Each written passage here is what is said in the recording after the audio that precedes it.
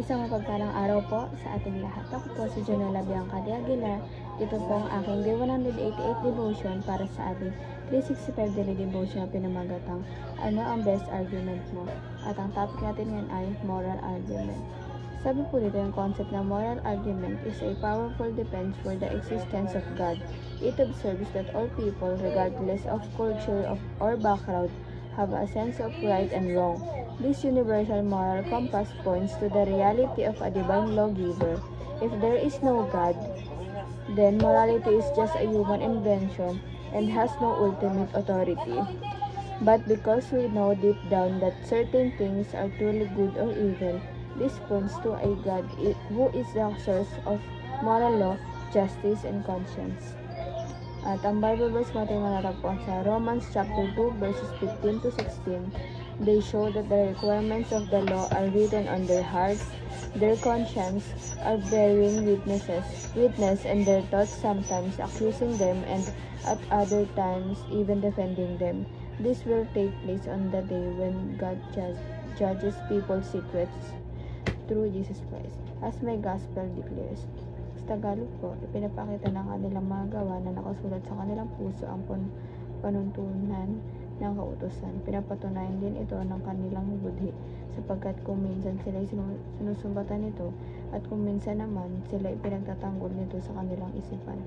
Ayon sa magandang balita ang aking pinapangaral, gayon ang mangyayari sa araw na ang mga lihim ng mga tao ay hatulan ng Diyos sa pamamagitan ni Kristo Jesus. Ang teachings natin ngayon ay number 1. Morality is not cultural but theological. Ito po, yung morality kasi sinasabi na hindi naman to gawa-gawa ng kung sino, hindi to gawa-gawa ng tao, hindi to gawa-gawa ng parents natin, hindi ang Diyos. Diba? Yung morality na tinatawag sa Diyos yung galing, hindi sa kung sino man. And number 2 po, God inscribed His moral law in every human heart. Ito po, inano talaga ng ating Panginoon sa puso natin yung moralidad na to. Bawat puso ng tao. Diba, talaga naka-inscribe to, parang nasa nasa puso natin itong moralidad na lahat tayo meron ito.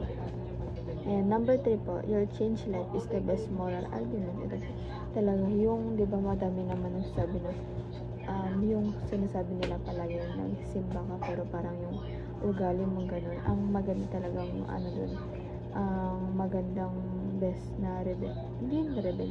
moral argument na tawag mo yung pagbabago na meron ka, yung pagbabago na nang gagaling mismo sa'yo, na pinampakita mo sa pamilya mo, na nakasalumuha mo sa inyo o sa kapwa mo, yun, pinapakita mo kung paano ka binago ng ating Panginoon, dahil yun talaga yung best way para talaga yung change life, yung pagbabago ng buhay mo, yung sa'yo mismo nang gagaling. And application naman po, paano natin tumapply sa ating buhay. Number 1, beware of developing as seared conscience.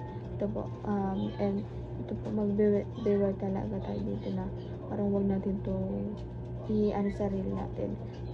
Ingatan natin na hindi tayo maging ganito na dina-develop natin yung seared conscience, yung talagang manhid na tayo sa konsensya, diba?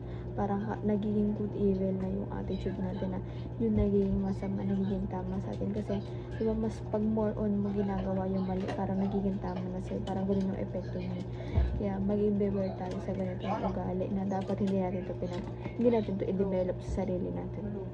And number 2 po, befriend others rather than merely win arguments. Ito po, mas maganda na, mas more on maging magkaibigan tayo, diba? Mas maganda na nag-build tayo ng relationship sa kapwa natin na true friendship. Tawag ito, kesa yung parang nakipag tayo na, ako na sa argument, ganito, ganyan, pero nakipagmataasan pa tayo. Ang mas maganda talaga na mas natin na kaibigan na tawag ito, makipagkaibigan tayo sa iba rather than na makipagmataasan. And lastly po, be kind and Christ-like. Your life is your strongest. Ito po, maging mabuti po tayo sa ating kapwa, maging kind tayo, maging mabuti tayo sa kanila. Dahil yun yung feel ko magiging maganda, mas maganda pa tingnan kaysa nakikipagmataasan pa tayo sa kanya. Ipamuhay natin yung buhay ng ating Panginoon. Kaya hindi lamang po ang aking devotion ngayong araw. Sana po magtutunan kayo at pag po natin ito kalimutan na i-share sa ating mga mahal sa buhay. And God bless po sa ating lahat.